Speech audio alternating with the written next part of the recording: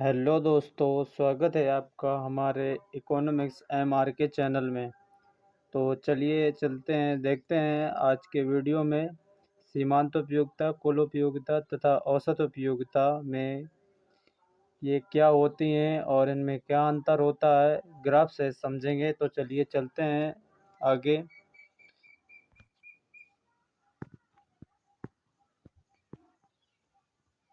दोस्तों, तुष्टि गुण उपयोगिता यानी कि उपयोगिता क्या होती है, इसे इंग्लिश में कहते हैं यूटिलिटी।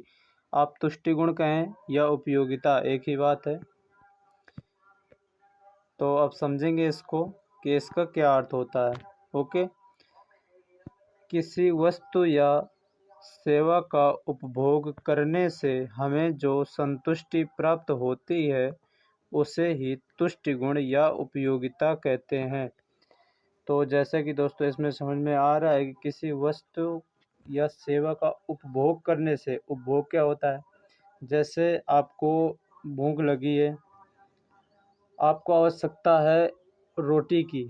ओके, आपने रोटी खा लिया तो आपने उसका उपभोग कर लिया, यानी किसी वस्तु का यूज करना या फिर खाने योग्य हो तो उसको खाना, या फिर यूज करने लायक हो तो उसका यूज करना ही उपभोग कहलाता है। ओके, तो जैसे आपको भूख लगी है तो आपने रोटी खा लिया, तो आपने उसका उपभोग कर लिया। तो जो आपको संतुष्टि मिलती है, जो आपको तसल्ली मिली है, जो आपको संतुष्टि मिलती है, तो उसे ही तुष्टि गुण यानी यूटिलिटी या उपयोगिता कहते हैं। ओके, तुष्टि गुण का अर्थ वस्तु की मानवीय आवश्यकताओं को संतुष्ट करने की शक्ति या क्षमता से है। ओके दोस्तों, यानी कि किसी वस्तु में उपयोगिता होती है, यानी कि मान लीजिए जैसे हमारे पास कूलर नहीं है। ओके, तो यहाँ पे हमें गर्मी लग रही है, तो हमें किसकी उपयोगिता, किस चीज़ की उपयोगिता है, तो हमारे लिए ये कूलर उपयोगी है। ओके, तो ये जो कूलर है उसमें हमारी उपयोगिता को संतुष्ट करने की क्षमता उसमें है। तो जब वो कूलर हमें मिल जाएगा तो हम उससे संतुष्ट हो जाएंगे। तो यही कहा गया है कि वस्तु की मानवीय आवश्यकताओं को संतुष्ट करने की शक्ति या क्षमता से है, यानी कि वस्तु में जो लोगों को संतुष्ट करने की क्षमता होती है उसे ही संतुष्टि गुण कहते हैं। ओके, चलिए आगे चलते हैं।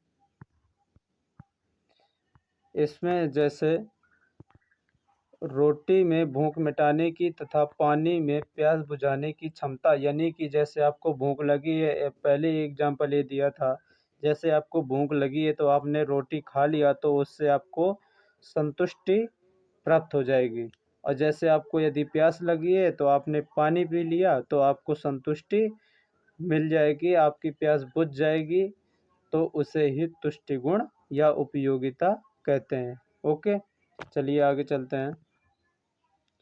यहाँ पे प्रोफेसर थॉमस के अनुसार दिया गया है परिभाषा। तुष्टि गुण किसी वस्तु की वह शक्ति है जो मानवीय आवश्यकताओं या इच्छा संतुष्ट करने के लिए वस्तु में निहित होती है।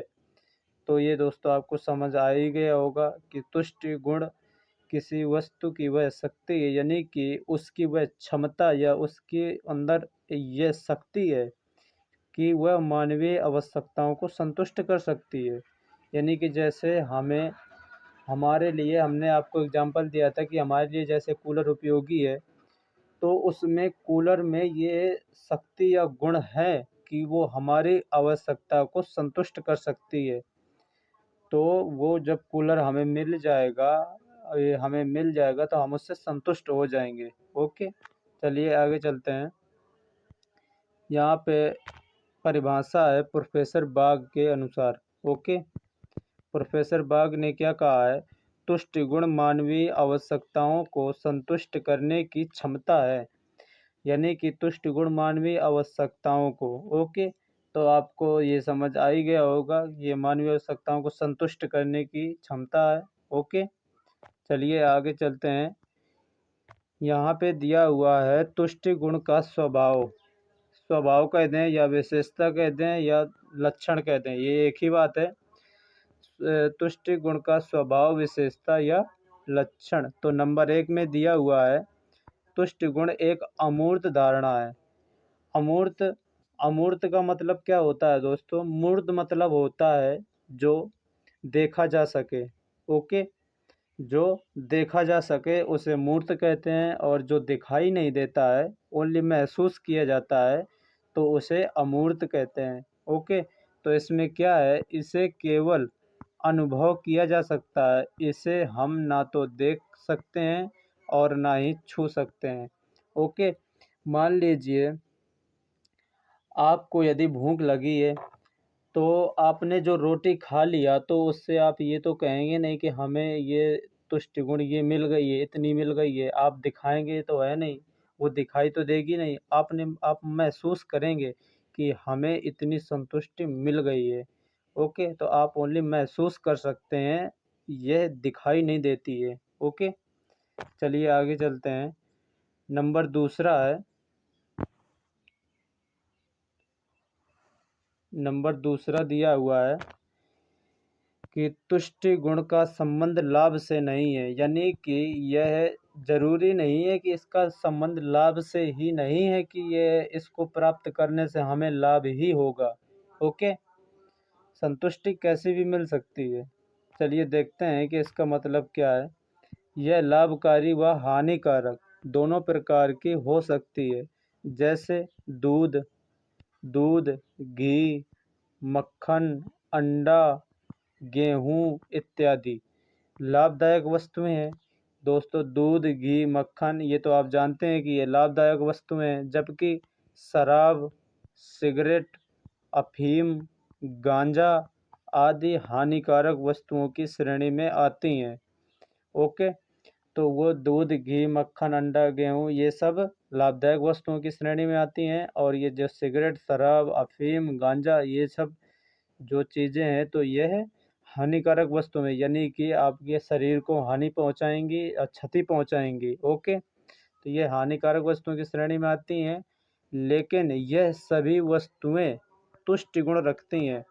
यानी कि जैसे शराबी, जो शराब पीते हैं लोग, उनके लिए शराब बहुत उपयोगी होती है। ओके, आप जैसे सोचेंगे, मान लीजिए कि आप सोचेंगे कि हमारे लिए तो शराब बहुत हानिकारक है, तो ये हमारे हमारे हिसाब से हानिकारक है। ओके, वो जो शराब पीता है व्यक्ति, तो उसके लिए वो बहुत उपयोगी है, वो बिना शराब के रह नहीं सकता है। ओके, तो वो शराब पीकर ही रहेगा, वो शराब के बिना नहीं रह सकता है, तो उसके लिए उपयोगी है, ना कि हमारे लिए। ओके, चलिए चलते हैं आगे। नंबर तीसरा दिया हुआ है, तुष्टि गुण सापेक्ष होती है। सापेक्ष का मतलब क्या होता है? सापेक्ष मतलब होता है परिवर्तन, यानी कि इसमें परिवर्तन भी होता रहता है। किस प्रकार परिवर्तन होता रहता है उसको देखेंगे। तो ये दोस्तों, ये शब्द गलत लिखा हुआ है, तुष्टिक गण लिखा हुआ है, तो ये शब्द है तुष्टि गुण, यानी कि तुष्टि तुष्टि गुण। ओके, तो इसको सुधार लीजिएगा आप। तुष्टि गुण, तुष्टि गुण समय व परिस्थिति के साथ बदलती रहती है, यानी कि जैसे जैसे समय बदल जाता है, वैसे ही परिस्थिति के अनुसार और समय के अनुसार यह तुष्टि गुण भी बदल जाती है। जैसे कूलर गर्मी के लिए उपयोगी है, किंतु सर्दी के लिए उपयोगी नहीं है। मान लीजिए आपके पास कूलर है, आप जैसे गर्मी पड़ रही है।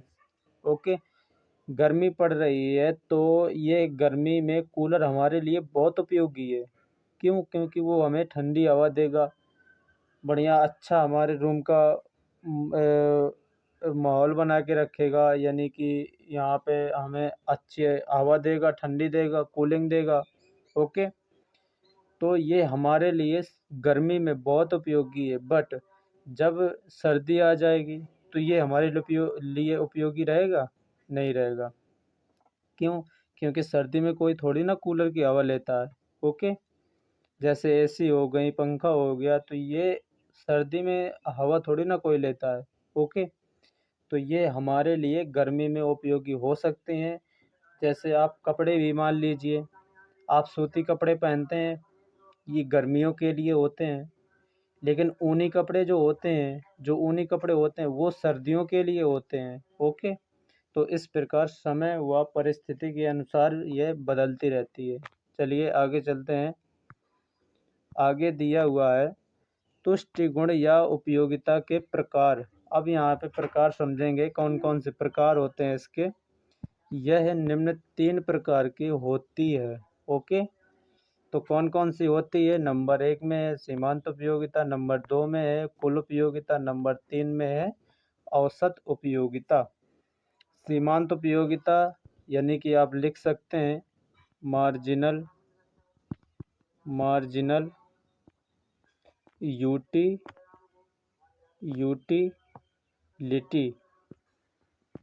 Marginal utility. ओके। और इसको लिख सकते हैं कुल उपयोगिता को total utility, total utility.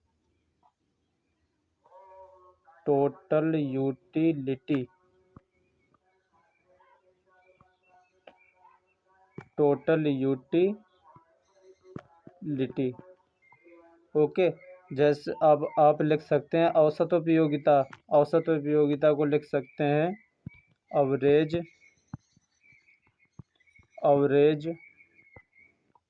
Utility,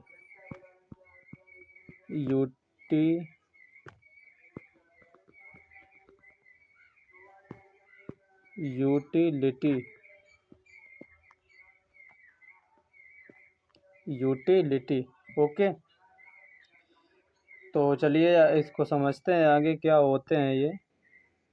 यहाँ पे आता है, इसको बड़ा कर लेते हैं। यहाँ पे दिया हुआ है सीमांत उपयोगिता। सीमांत उपयोगिता क्या होता है, इसको समझते हैं कि क्या होता है सीमांत उपयोगिता। एक अतिरिक्त इकाई के उपभोग से कुल उपयोगिता में जो वृद्धि होती है उसे सीमांत उपयोगिता कहते हैं। यानी कि एक अतिरिक्त इकाई के उपभोग करने से कुल उपयोगिता में जो वृद्धि होती है उसे ही सीमांत उपयोगिता कहते हैं। ओके। तो ये आपको एग्जाम्पल आपको आगे मिल जाएगा, उससे आपको समझ आ जाएगा। चलिए आगे चलते हैं। ये जैसे उपभोक्ता 5 रोटियां खाता है तो 5वीं रोटी उसकी सीमांत इकाई है। यानी कि जैसे आपने एक रोटी खाया उससे कितनी उपयोगिता मिली, आपने दूसरी खाया उससे कितनी मिली, तीसरी खाया, ऐसे ऐसे 5 रोटियां खाता है तो उनसे जो भी उपयोगिता प्राप्त होती है तो उनका, जो मान लीजिए आपने 5 रोटी खाई। ओके। आपने 5 रोटी खाई तो आपने जो 5वीं रोटी खाई तो उससे पहले चौथी रोटी खाई थी, इनमें जो अंतर मिला है यानी कि इनसे जो उपयोगिता मिली है तो वो कितनी मिली है, तो इनके बीच का जो अंतर होता है ना तो उन्हें ही सीमांत उपयोगिता के नाम से जाना जाता है। ओके। चलिए चलते हैं। यह सैमुअल्सन के अनुसार परिभाषा दिया हुआ है उन्होंने। सीमांत उपयोगिता उसे अतिरिक्त संतुष्टि को बताता है, उसे नहीं, ये कटा हुआ है। उस सीमांत उपयोगिता उस अतिरिक्त तुष्टि गुण को बताता है जो वस्तु के अंतिम इकाई से मिलता है। यानी कि जैसे आपको फर्स्ट रोटी में, आपको पहली रोटी में 50% उपयोगिता मिलती है, दूसरे में आपको 60% उपयोगिता मिलती है, तो ये जो इनका अंतर है, कितना अंतर है? 10 का। तो ये ही सीमांत उपयोगिता है। ओके। चलिए आगे चलते हैं। यहाँ पे इसका फॉर्मूला दिया हुआ है वस्तु की सीमांत उपयोगिता बराबर वस्तु के कुल तुष्ट गुण में परिवर्तन।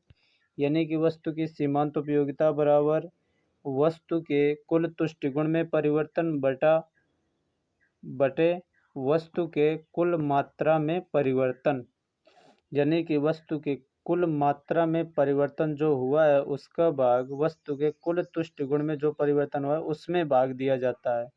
ओके, चलिए इस चित्र के माध्यम से समझते हैं कि यह क्या होता है।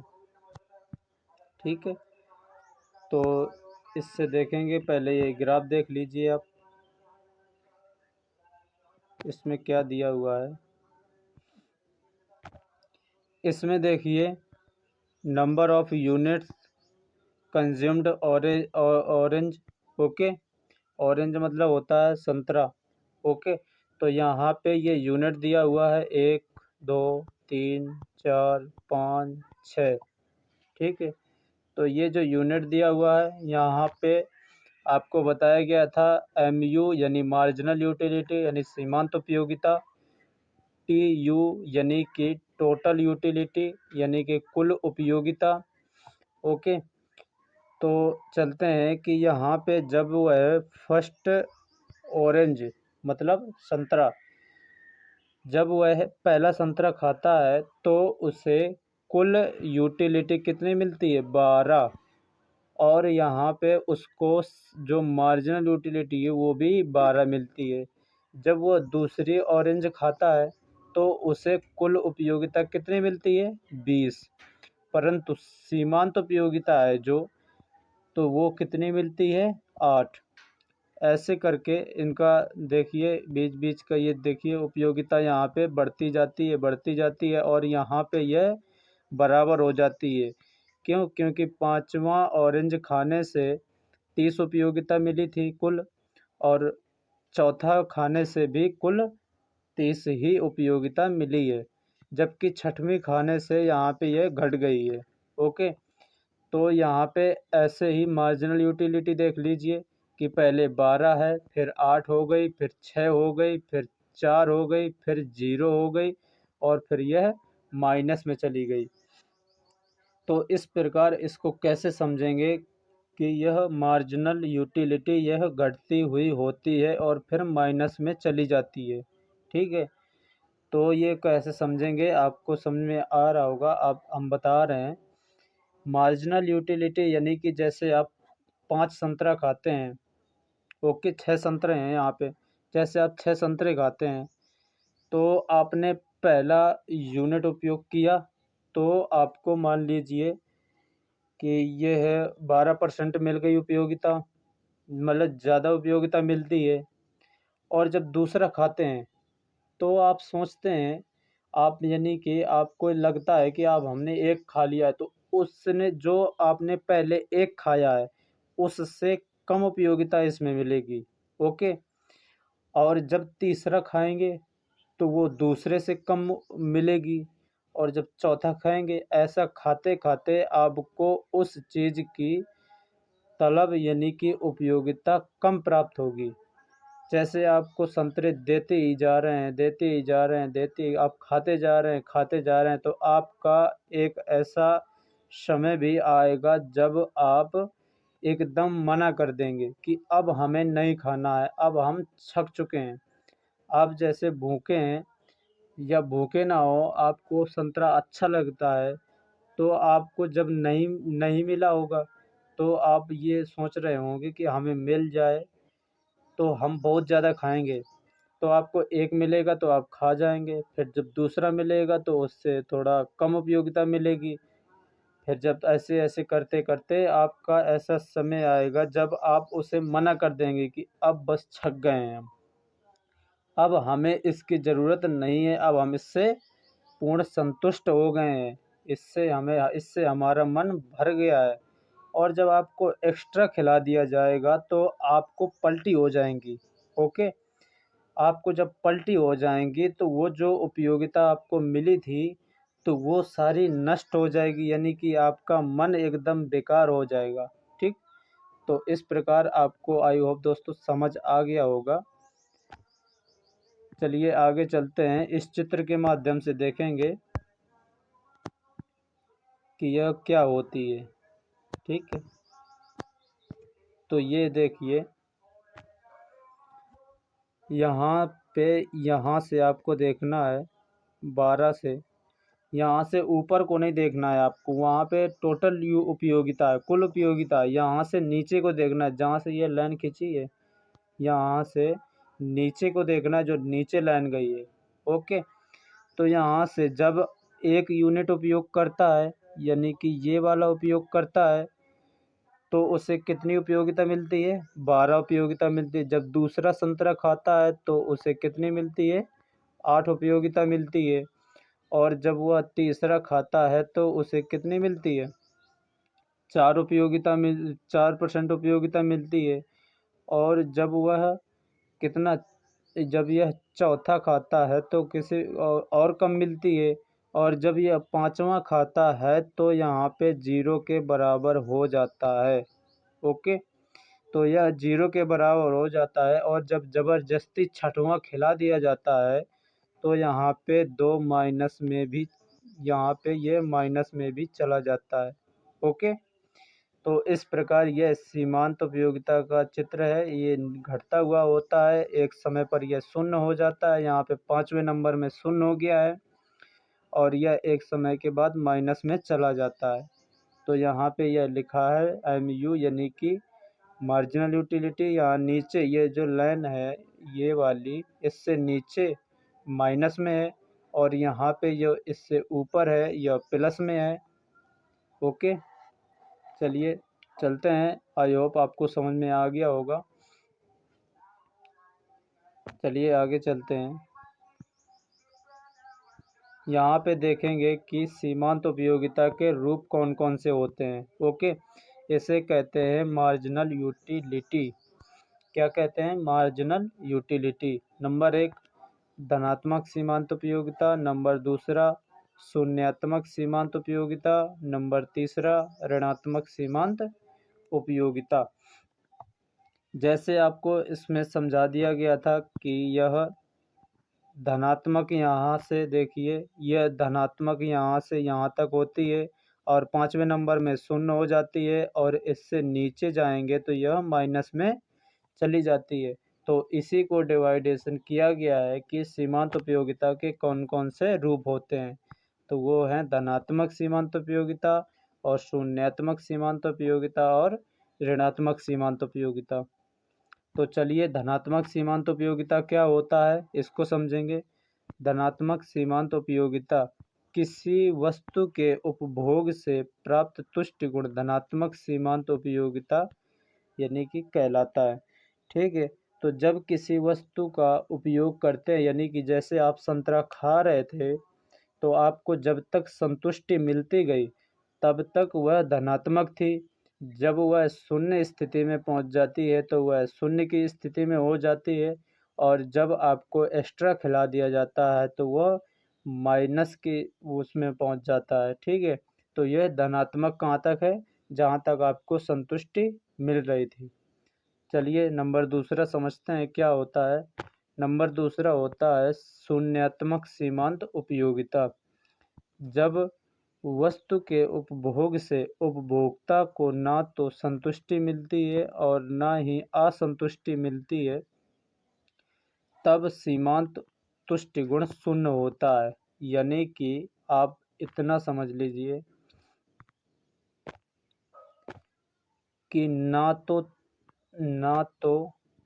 ना संतुष्टि मिलती है और ना ही असंतुष्टि।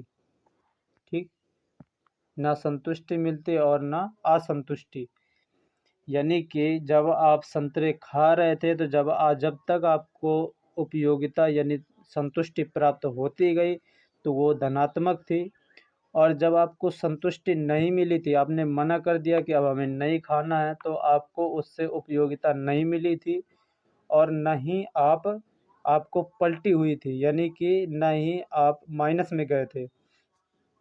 तो वो शून्यात्मक सीमांत उपयोगिता होती है जब आप मना कर देते हैं कि हमें एक भी अब नहीं चाहिए, हम पूर्ण संतुष्टि की स्थिति में पहुंच गए हैं।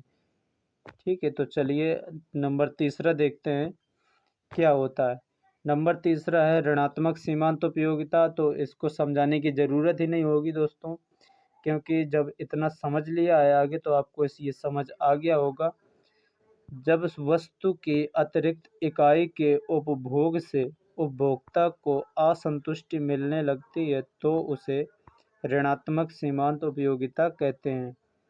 यानी कि जब आपको उपयोगिता मिल रही थी तो वो धनात्मक थी, जब आपने मना कर दिया तो वो शून्यात्मक है, और जब आपको एक्स्ट्रा दिया गया तो आपको पलटी हो जाती हैं जब, तो वो माइनस में चला जाता है, यानी कि आपका जी मचल जाता है, जाने कैसा हो जाता है, तो वो ऋणात्मक में पहुंच जाता है। ठीक है, तो चलिए चलते हैं। यहाँ पे अब देखेंगे कि कुल उपयोगिता क्या होती है।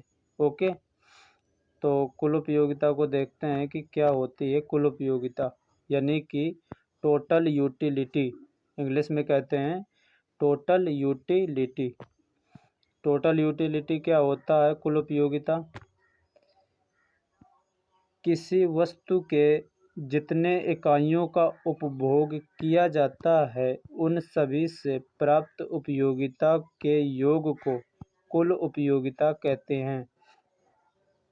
यानी कि आपको जैसे बताया गया था कि आपको पहले संतरे में कितनी संतुष्टि मिली, पहले संतरे में जितनी संतुष्टि मिली है, दूसरे संतरे में जितनी संतुष्टि मिली है, और तीसरे में ऐसे ऐसे करके 6 संतरे जो थे उनमें जितनी भी संतुष्टि मिली है उनको सबको जोड़ दिया जाए तो वह कुल उपयोगिता हो जाती है। ठीक है, तो आपको समझ में आ गया होगा।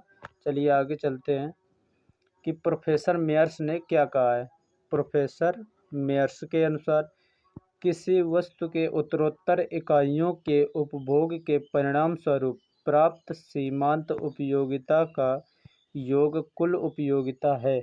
यानी कि किसी वस्तु के उत्तरोत्तर, यानी कि एक वस्तु का उपभोग करते हैं तो आपको कितनी मिलती है, और जब दूसरी वस्तु का उपभोग करते हैं तो कितनी संतुष्टि मिलती है, इनसे प्राप्त उपयोगिता। और यूँ भी आप ले सकते हैं कि जैसे सीमांत उपयोगिता थी वो घटती हुई थी, तो आप सीमांत उपयोगिता जब तक धनात्मक होती है वो सब जोड़ देते हैं तो वह, यानी कि जैसे आपको 5वें संतरे में सीमांत उपयोगिता 10% मिली और 6वें संतरे में आपको सीमांत उपयोगिता कितनी मिली, 5%। तो आप 10 और 5 जोड़ देंगे तो यह कितनी हो जाएगी, 15। तो यह 15% हो जाएगी, तो यह क्या है, कुल उपयोगिता है। ओके, तो आई होप दोस्तों समझ में आ गया होगा। चलिए इसको भी चित्र के माध्यम से देखते हैं क्या होता है। तो यह चित्र है, यहाँ पे दिया हुआ है रोटी की संख्या और यहाँ पे दिया हुआ है कुल उपयोगिता यानी टोटल यूटिलिटी। तो यहाँ पे रोटी की संख्या यूनिट्स हैं, 1 2 3 4 5 6 7 8, 8 रोटी हैं यहाँ पे। और यहाँ पे कुल तुष्टि गुण है, कुल यानी उपयोगिता है। तो जब वह पहली रोटी खाता है तो उसे कितनी संतुष्टि मिलती है, तो यह 50% संतुष्टि मिलती है। जब वह दूसरी खाता है तो उससे 90 मिलती है, जब वह तीसरी खाता है तो उससे 120 मिलती है। सीमांत उपयोगिता आपने देखा होगा कि सीमांत उपयोगिता घटती हुई प्राप्त हो रही थी और कुल उपयोगिता यह बढ़ती हुई प्राप्त होती है। और जब ऐसे ही जब चौथी खाता है तो उसे 140 मिलता है, जब पाँचवीं खाता है तो उसे 150 मिलता है। और एक समय ऐसा आता है कि उसकी उपयोगिता वो संतुष्टि पहुंच जाती है अधिकतम उच्च बिंदु में। ओके, जब हमने बताया था कि आप जब मना कर देते हैं कि अब हमें नहीं चाहिए तो वह होता है, यह अधिकतम संतुष्टि का बिंदु होता है कि अब हम पूरे संतुष्ट हो गए हैं, अब हमें एक भी नहीं चाहिए, तो यह अधिकतम संतुष्टि का बिंदु होता है। परंतु जब वह अतिरिक्त देने लगते हैं और भी ज़बरदस्ती दे दिया जाता है कि नहीं आपको खाना ही पड़ेगा, तो यह 7वां है, फिर 8वां है, तो यह 50 से आकर 40 हो जाती है, फिर 120 हो जाती है, यानी फिर घटने लगती है। तो यहाँ से यहाँ तक आपने देखा होगा कि यह बढ़ती हुई कुल उपयोगिता है, और यहाँ से ये देखिए यह अधिकतम है, अधिकतम उपयोगिता है, और यहाँ पे इसके नीचे देखिए तो यह यहाँ पे यह घटती हुई कुल उपयोगिता है। ठीक है, तो ये घटती हुई है, इसको चित्र के माध्यम से देखते हैं। ये है दोस्तों चित्र, इसको समझ लीजिए। यह चित्र है, इसमें देखिए जब जब यह पहला खा रहा था तो उसे 50 मिल रही थी, जब वह दूसरा खा रहा था तो इतनी मिल रही थी। ओके, तो ऐसे ही धीरे धीरे धीरे धीरे बढ़ के जब जब छठवां रोटी खाता है, जब वह छठवीं रोटी खाता है तो वह अधिकतम संतुष्टि पर पहुंच जाता है कि अब हमें नहीं चाहिए, वह अधिकतम संतुष्टि पर पहुंच जाता है। और जब ये लिखा है पूर्ण तृप्ति का बिंदु, यानी कि पूर्ण संतुष्टि का बिंदु है ये, यहाँ पे 6वें नंबर में उसे पूर्ण संतुष्टि प्राप्त हो रही है, उसे अब नहीं चाहिए।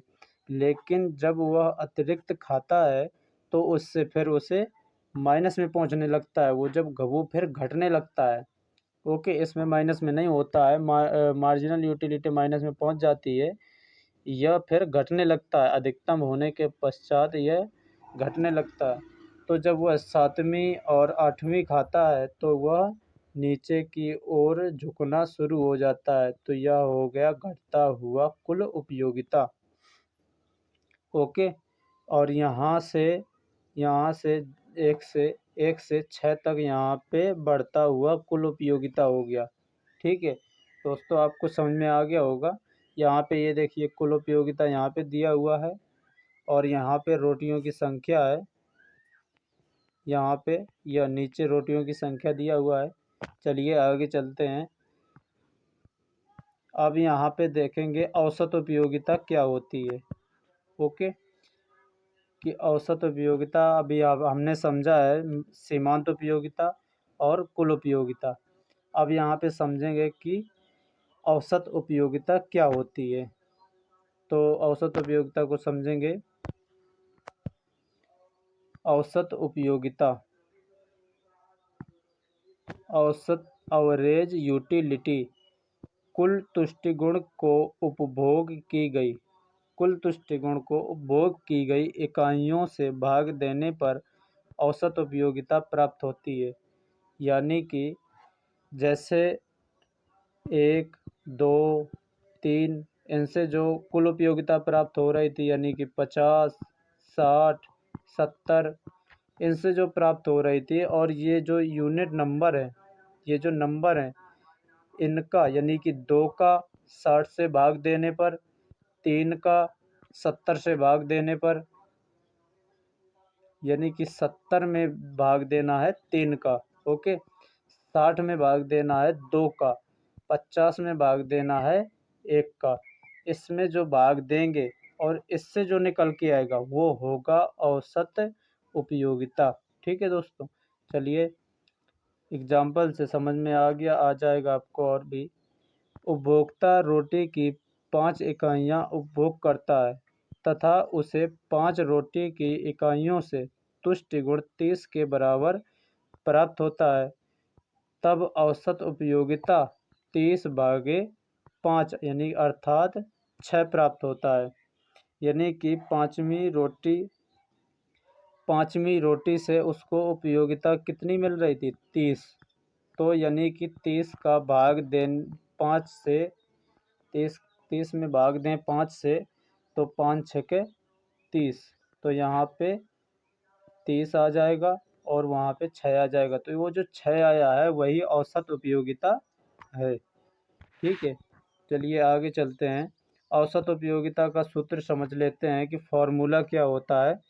औसत उपयोगिता बराबर कुल उपयोगिता बटे उपभोग की गई इकाइयाँ, यानी जैसे आप 1, 2, 3 इससे कुल उपयोगिता 50 मिली, इससे 60 मिली और इससे तीसरे से 70 मिली। तो 1 का भाग देना है 50 में, इससे जो निकल के आएगा वो औसत उपयोगिता होगा। और फिर 2 का भाग देना है 60 में, इससे जो निकल के आएगा वो औसत उपयोगिता होगा। और यह 3 का भाग देना है कितने में, 70 में, तो इससे जो निकल के आएगा वह औसत उपयोगिता होगी। ठीक है, तो आपको समझ में आ गया होगा। चलिए आगे चलते हैं।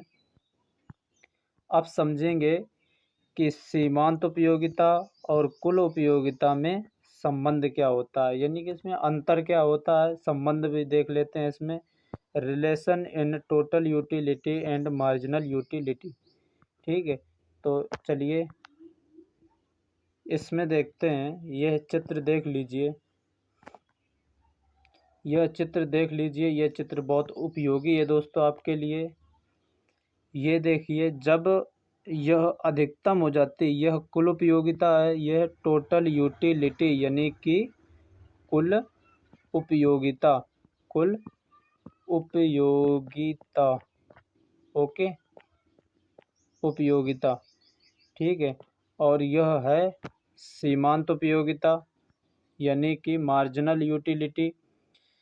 और यहाँ पे दिया हुआ यूनिट्स ऑफ कमोडिटी यानी कि वस्तुओं की संख्या। और यहाँ पे दिया हुआ है यूटिलिटी यानी कि तुष्टि गुण या उपयोगिता आप कह सकते हैं। तो इसमें समझिएगा, जब यह कुल उपयोगिता यह अधिकतम बिंदु पर होती है, अधिकतम पॉइंट पर होती है, तो यह इस लाइन को आप देखिए, तब सीमांत उपयोगिता कितनी होती है, यहाँ पे 5वीं में शून्य हो जाती है। ठीक है, यह शून्य होती है। जब कुल उपयोगिता अधिकतम होती है तो सीमांत उपयोगिता शून्य होती है। और जब यह कुल उपयोगिता घटने लगती है, जब ये घटने लगी, ये देखिए अधिकतम का बिंदु से यहाँ घटने लगी, जब यह घटने लगती है तो यहाँ से देखिए यह सीमांत उपयोगिता माइनस में पहुँच जाती है। ये देखिए 2 माइनस का है ये, तो यह सीमांत उपयोगिता माइनस में पहुँच जाती है। ठीक है, और जब यह कुल उपयोगिता जब बढ़ती है, जब यह यहाँ से देखिए ये बढ़ती है और ये घट रही है, तो जब वह बढ़ती है तो यह घटने लगती है। ठीक है, तो आपको समझ में आ गया होगा। चलिए आगे चलते हैं, इसी को देखते हैं क्या होता है। इसमें देखिए, प्रारंभ में कुल उपयोगिता तथा सीमांत उपयोगिता दोनों धनात्मक होते हैं। यानी कि आप दोस्तों समझ में आ गया होगा आपको कि जब यह ये देखिए शून्य कहाँ होगा, पाँचवें नंबर पे होगा शून्य। और यह देखिए ये घट तो रहा है पर माइनस में नहीं है, तो यह धनात्मक ही है, ना शून्य है ये, तो यह धनात्मक ही है। ठीक है, घट जरूर रहा है लेकिन ये धनात्मक है। और ये बढ़ रहा है तो आपको ये तो धनात्मक ही है। तो अभी ये दोनों धनात्मक हैं, और जब सीमांत उपयोगिता 5वें में पहुंच जाएगा तो वह शून्य हो जाएगा। तो उसी में बताया गया है कि प्रारंभ में कुल उपयोगिता सीमांत उपयोगिता दोनों धनात्मक होते हैं। नंबर दूसरा है, वस्तु के उत्तरोत्तर इकाइयों का उपभोग करने पर कुल उपयोगिता बढ़ते हुए दर से वृद्धि करती है। यानी कि ये अतिरिक्त इकाइयों का उपभोग करने से, यानी कि जैसे जैसे वस्तु का उपयोग करते जाते हैं तो वह कुल उपयोगिता बढ़ते हुए दर से वृद्धि होती है। यानी कि यह देखिए इसमें, ये देखिए इसमें ये घट रही है, ये सीमांत उपयोगिता घट रही है, लेकिन उसमें कुल उपयोगिता की बात कर रहे हैं तो वो बढ़ते हुए दर से वृद्धि होती है। ठीक है, चलिए आगे चलते हैं। आगे नंबर तीसरा है, नंबर तीसरे में दिया हुआ है सीमांत उपयोगिता क्रमशः घटता जाता है। तो आपने देखा होगा अभी कि सीमांत उपयोगिता घटता जाता है, ऐसे ये ऐसे घटता जाता है, एक सीमा पर पहुंचकर शून्य हो जाता है। तो ये देखिए यहाँ पे ये शून्य हो जाता है। ये जब ऐसे जाता है तो यहाँ पे आप शुरू से देख लेंगे, इसमें ये देखिए यहाँ से शुरू होता है तो यहाँ से यह देखिए घटता जाता है, और जब इस रकील पे पहुँच जाता है, इस लाइन पे इसमें पहुँच जाता है तो यह शून्य हो जाता है, शून्य हो जाता है और फिर ऋणात्मक होने लगता है। यानी कि ऋण ये काट दीजिए, ऋणात्मक होने लगता है, यानी कि जब यह रकील से नीचे जाता है तो वह ऋणात्मक होने लगता है। ठीक है, चलिए आगे आगे है, जब सीमांत उपयोगिता शून्य हो जाता है तो कुल उपयोगिता अधिकतम हो जाता है। ये तो आपको पहले ही बता चुके हैं कि यह देखिए, ये जब यहाँ पे ये होता है, ये जब यहाँ पे अधिकतम होता है तो वो शून्य हो जाता है, यानी कि वह इस स्थिति में होता है, यह शून्य हो जाता है। ठीक है, यही पूर्ण संतुष्टि का बिंदु कहलाता है। यानी कि ये जो अधिकतम कुल उपयोगिता, यहाँ पे ये टोटल यूटिलिटी है, तो यह जो अधिकतम जब होता है तो सीमांत उपयोगिता शून्य होती है, तो यह ही अधिकतम संतुष्टि का बिंदु कहलाता है। यही ये इसको पॉइंट को नाम दे दीजिए ए, यही अधिकतम संतुष्टि का बिंदु कहलाता है। ओके, 5वां नंबर है, जब सीमांत उपयोगिता ऋणात्मक होता है तब कुल उपयोगिता घटने लगता है। तो फिर से आप देख लीजिए कि ये देखिए जब ये घटने लगता है, ये देखिए ये ऋणात्मक हो जाता है, यानी कि जब वो अधिकतम था तो यह शून्य था, और जब ये घटने लगता है तो यह ऋणात्मक हो जाता है। ठीक है, तो आई होप दोस्तों आपको समझ में आ गया होगा। तो चलिए मिलते हैं, तब तक के लिए धन्यवाद। मिलते हैं अगले वीडियो में। यदि वीडियो अच्छा लगे तो सब्सक्राइब कीजिए, और यदि हमारी कुछ गलतियां समझ में आ रही हैं आपको तो आप कमेंट में बता सकते हैं। यदि आपको हमारी भाषा समझ नहीं आ रही है तो भी आप कमेंट बॉक्स में बता सकते हैं। ओके दोस्तों, धन्यवाद। जय हिंद, जय भारत।